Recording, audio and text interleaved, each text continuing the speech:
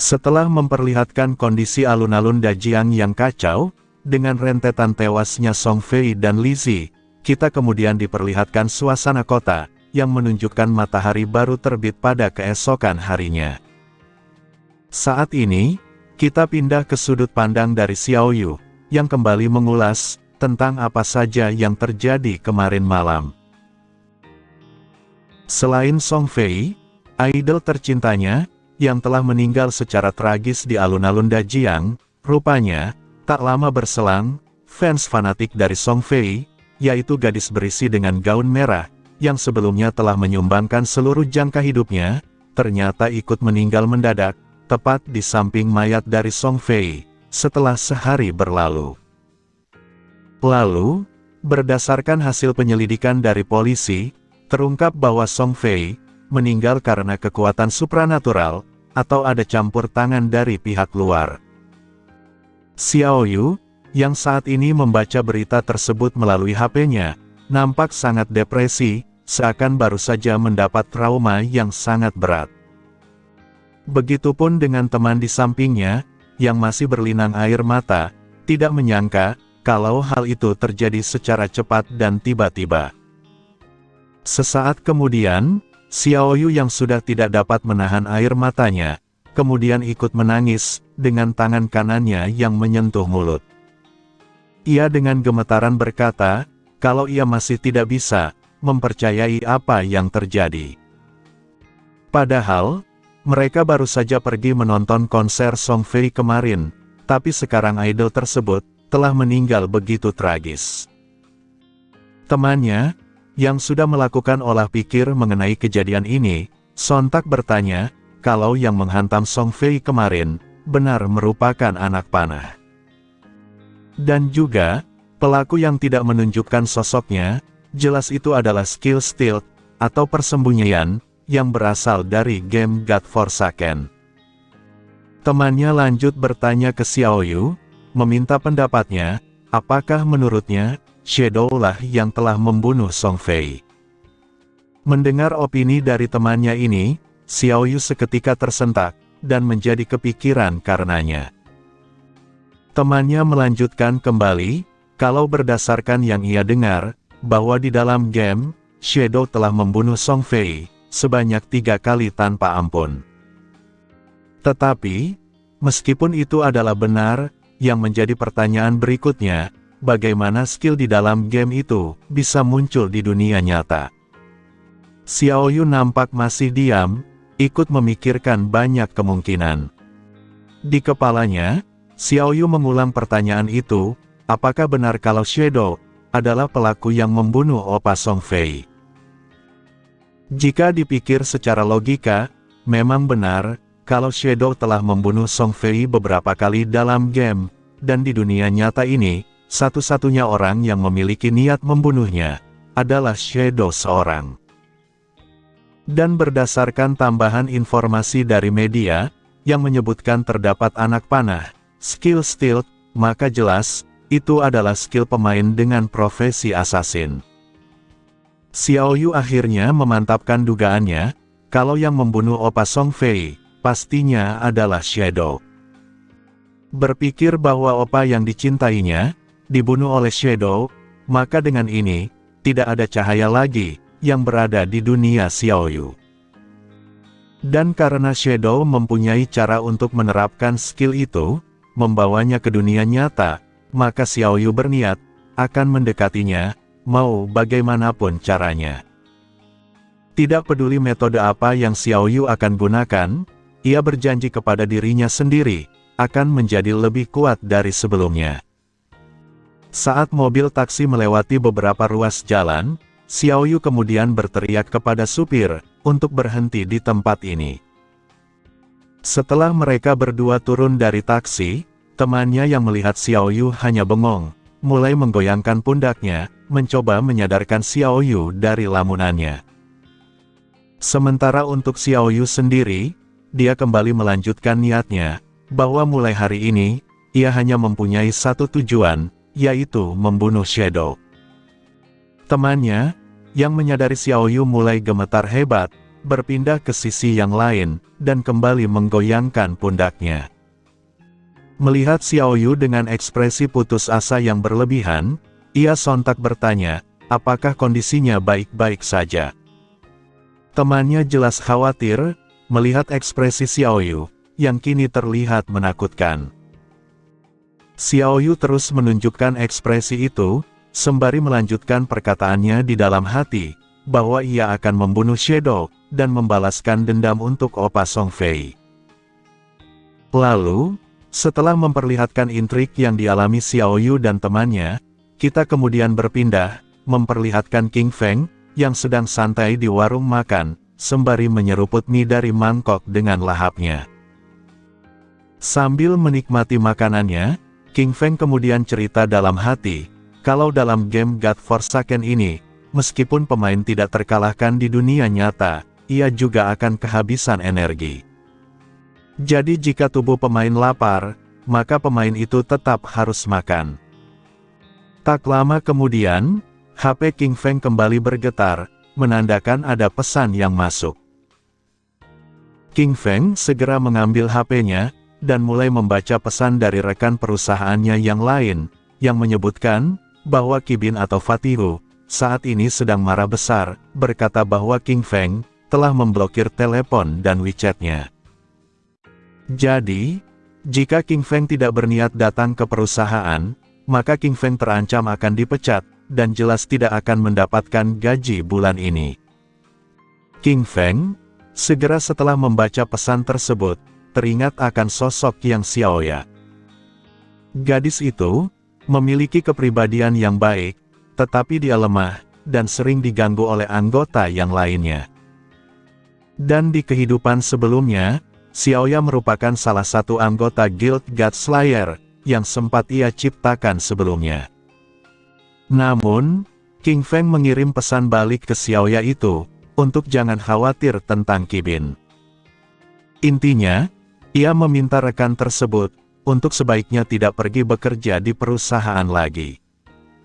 Ia juga memintanya untuk fokus, dalam memainkan gamenya, dan lebih mementingkan pengembangan diri.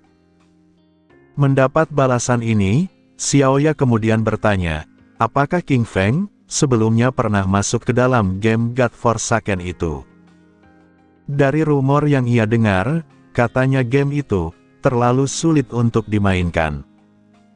Soalnya, banyak dari pemain game itu, yang jangka hidupnya hampir habis setelah bermain.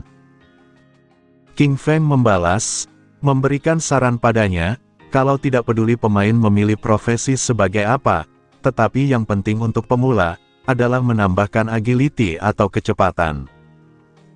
Xiaoya kemudian menerima saran itu, dan kembali mengungkapkan, bahwa jangka hidup dalam game itu, sekarang dinilai cukup mahal. Xiaoya melanjutkan pertanyaannya, mengenai bagaimana perkembangan King Feng, sudah mendapatkan berapa banyak jangka hidup. King Feng membalas, mengaku mendapatkan sedikit saja, dan kini jangka hidup itu sudah hampir habis. Mendengar jangka hidup King Feng yang sudah sedikit, Xiaoya lantas menyimpulkan, kalau pantas saja, King Feng memblokir Fatihu, karena sekarang ia sudah membeli mobil dan rumah, hasil penjualan dari jangka hidup miliknya.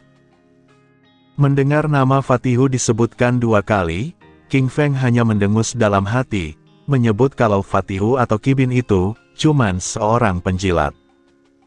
Yang sebenarnya merepotkan di perusahaan, adalah bos di belakangnya, yang dikenal dengan nama Qian Sisi.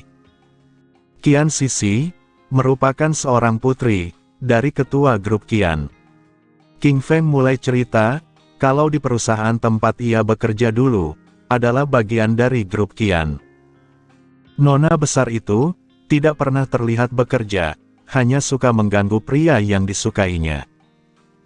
King Feng bahkan mengaku, pernah melihat Sisi masuk ke hotel, bersama dengan 6 pria asing parubaya.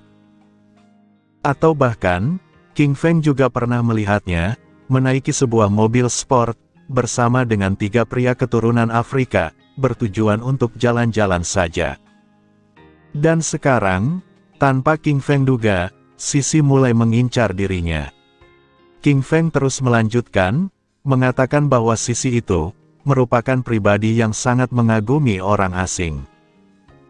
Namun, tak lama setelah kabar game God Forsaken muncul ke permukaan, Sisi mulai meninggalkan Daxia dan pergi ke Amerika Utara.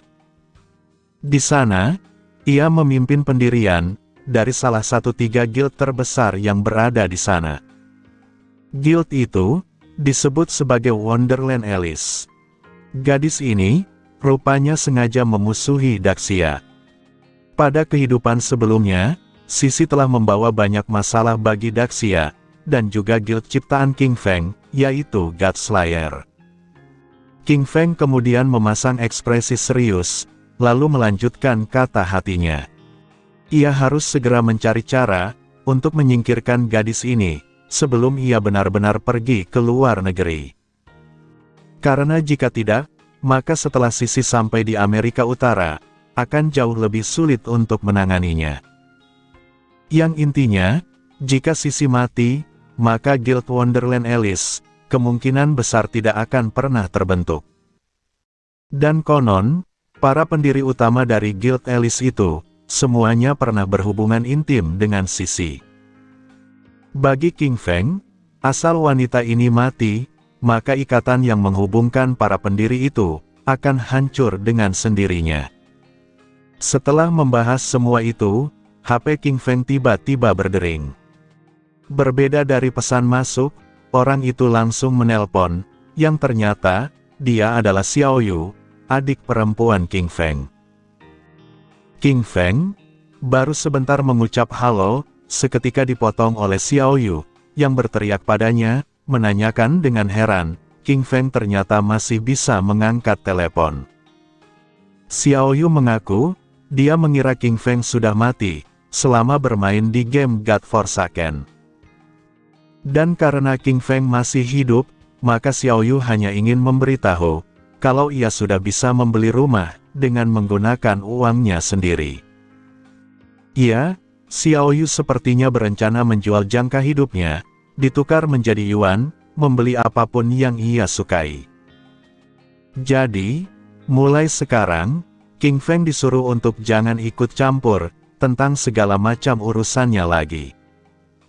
King Feng, yang sebenarnya tidak peduli, lanjut bertanya, apakah masih ada urusan lain selain ini? Xiao Yu sesaat terdiam, lalu kembali berteriak, bahwa mulai sekarang, King Feng disuruh untuk jangan mengurusi kehidupannya. Xiao Yu juga berniat, untuk tidak akan mencari keberadaan King Feng. Dan King Feng juga, diharapkan jangan banyak tanya, perihal di mana lokasinya saat ini. King Feng, setelah mendengar semua keluhan Xiao Yu, mengiyakan perintahnya, dan jika tidak ada urusan tambahan lagi, maka King Feng akan menutup teleponnya. Sekali lagi, Xiao Yu yang mendengar tanggapan King Feng yang tetap tenang, kembali terdiam sesaat, lalu membalas, kalau ia berencana untuk memutuskan hubungan dengan King Feng selamanya. King Feng dengan santai berkata oke, menutup teleponnya, dan memasukkannya ke dalam saku celana. Lalu, setelah King Feng membayar makanannya, ia kemudian berjalan keluar warung, menikmati angin yang menerpanya. King Feng berkata, bahwa ia harus kembali ke dalam game, untuk terus menaikkan levelnya. Dan tak lama lagi, akan ada para pemain, yang mencapai level 10 sama sepertinya. Dan berhubung orang-orang menyadari bahwa kekuatan di game, bisa dibawa ke dunia nyata seperti kasusnya, maka, saat itu tiba, King Feng sudah menduga, dunia nyata tidak akan pernah damai lagi. Pemandangan yang ia lihat sore ini, angin bertiup nyaman dengan burung-burung terbang dengan bebasnya, akan menghilang sebentar lagi. Setelah kita memperlihatkan King Feng di dunia nyata, kita kemudian berpindah ke kota pemula, Cell Town, yang berada di game God Forsaken. Di sana, kita beralih memperlihatkan Xiao Yu dan temannya, yang kini sudah login duluan ke dalam game. Setelah mendengar cerita Xiao Yu tentang King Feng, temannya kemudian merespon, apakah memutus hubungan dengan kakak laki-lakinya tidak terlalu berlebihan. Karena kalau hanya karena masalah sepele, maka temannya meminta Xiaoyu agar meminta maaf kepada kakaknya itu. Soalnya, dari cerita Xiaoyu barusan, temannya menduga kalau King Feng sepertinya benar-benar marah dan tidak peduli. Xiaoyu, yang mendengar temannya menawarkan meminta maaf, tentu saja menolak, mengatakan hal itu tidak mungkin. Soalnya, Xiaoyu telah menjual jangka hidupnya ke grup Qian, dan mendapatkan uang sebanyak 2 juta yuan secara penuh. Mendengar jumlah uang itu, temannya seketika melongo, terkejut dengan pengakuan Xiaoyu. Xiaoyu kemudian menjelaskan kepada temannya ini, yang diketahui bernama Cuyan, kalau ia telah membeli satu rumah, dan berencana mengajaknya untuk tinggal bersama. Selain itu, Xiaoyu juga mengaku telah mengenal Shadow, pemain nomor 1 game ini, jadi buat apa dia membutuhkan King Feng. Padahal, yang Xiaoyu tidak ketahui, Shadow dan King Feng adalah orang yang sama. Lalu tak berselang lama, muncul seorang pria berambut coklat tua, menyapa Xiaoyu, hendak memberinya sesuatu. Benar saja, setelah mengeluarkan buku skill, pria itu, yang ternyata adalah Zhang Wei, kemudian berkata, bahwa inilah buku skill yang Xiaoyu inginkan sebelumnya. Jadi, Xiaoyu diminta, untuk jangan melupakan janjinya. Xiaoyu, setelah memegang buku skill itu, merespon sebanyak 2 kali, bahwa ia tahu janjinya. Xiaoyu berjanji akan memenuhi keinginan kecil Zhang Wei, setelah transaksinya selesai. Meskipun Xiaoyu tersenyum di luar, tapi di dalam hati, ia mencemooh Zhang Wei habis-habisan. Xiaoyu menyebut pria itu sebagai penjilat, dan juga dasar sampah. Dan begitu ia mengenal Shadow, maka tidak akan ada yang peduli lagi padanya. Selanjutnya, Xiaoyu mulai menghubungi Wang Meng melalui pesan, mengaku telah mendapatkan buku skill assassin, yang berisi skill kontrol. Jadi, bisakah saudara Wang Meng bertanya kepada saudara Shadow, apakah Shadow membutuhkan skill miliknya? Wang Meng dapat memberikan buku skill ini padanya, jika Shadow memang menginginkannya. Xiaoyu kembali berucap dalam hati, kalau Zhang Wei, kenalan sekelasnya di dunia nyata, ternyata masih cukup berguna sebagai penjilat. Xiaoyu tidak menyangka, Zhang Wei benar-benar memiliki buku skill yang bagus. Dengan buku skill ini, maka ini akan menjadi jembatan penghubung, antara dirinya dan juga Shadow. Xiaoyu lalu membayangkan, di mana ia membuat party bersama Shadow, dan Shadow berlari melewatinya, yang membuat Xiaoyu terpana. Ia kembali berkata dalam hati, menyapa Shadow, memberitahunya akan segera mendekat padanya. Xiaoyu akan tetap berada di sisinya dengan tenang, menyembuhkan lukanya, membantunya membunuh musuh, dan bahkan naik level bersamanya. Xiaoyu akan memaksimalkan usahanya, agar membuat Shadow merasakan bantuan, dengan segala cara yang bisa ia lakukan. Dan lambat laun, Xiaoyu yakin, Shadow akan menaruh kepercayaan padanya. Dan bahkan, sampai-sampai memperlakukan Xiaoyu sebagai kekasihnya. Namun, ketika Xiaoyu menjadi cukup kuat, dan Shadow dirasa tidak berguna lagi baginya, maka, Xiaoyu akan membunuh Shadow dengan tangannya sendiri. Bahkan, Xiaoyu sudah memiliki rencana, untuk mencungkil matanya dengan sadis. Itu semua Xiaoyu lakukan, demi membalas dendam, terhadap perlakuannya kepada Opa Song Fei. Rupanya, sikap Xiaoyu di kehidupan sebelumnya dan di masa kini, tetap sama, seperti sampah dan bajingan tengik. Namun, saat mendapat balasan dari Wang Meng, semua imajinasi itu buyar seketika. Wang Meng memberitahu, kalau bos Shadow mengatakan, kalau skill itu jelek, dan dia tidak membutuhkannya sama sekali. Jadi, Wang Meng meminta Xiaoyu menyimpannya, dan menjualnya kembali untuk mendapatkan uang. Xiaoyu mendapatkan balasan ini, hanya bisa memasang ekspresi penuh keputusasaan, menyadari semua rencananya tidak berjalan dengan baik. Lalu, dari pandangan Xiaoyu, kita kembali beralih ke pandangan King Feng yang login ke dalam game. Segera setelah ia keluar dari restoran atau warung makan, King Feng kembali ke apartemennya, masuk ke dalam game, dan muncul kembali di kanyon kota Firefly.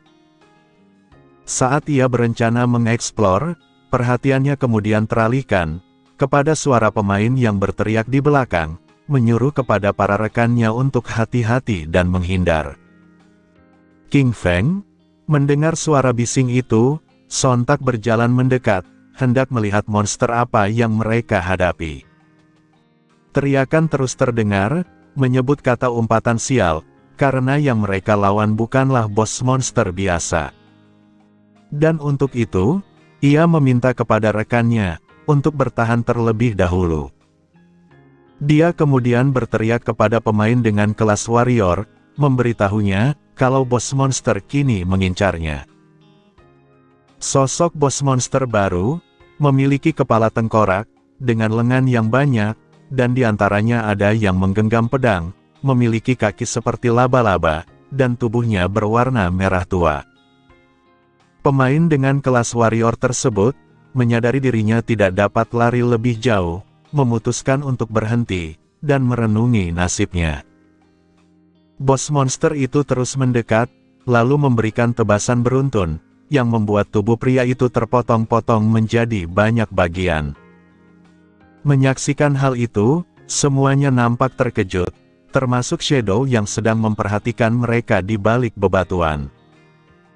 Saat melihat sosoknya, Shadow akhirnya menyadari kalau bos monster itu rupanya adalah Golden Arthropod yang berada di kelas Gold atau emas. Dia adalah monster level 8, jelas menarik perhatian Shadow untuk mendapatkan hadiah dari mengalahkannya. Tetapi, sebelum ia bertindak lebih jauh, Shadow berusaha mengingat informasi tentang bos monster Arthropod ini.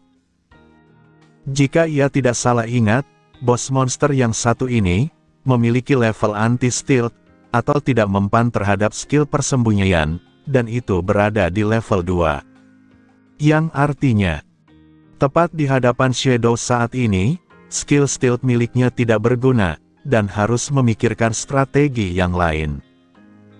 Dari penampilan bos monster Arthropod ini, ia sepertinya sangat percaya diri, melawan para pemain yang datang menantangnya. Dia adalah monster yang menjadi mimpi buruk bagi para pemain dengan kelas assassin seperti Shadow.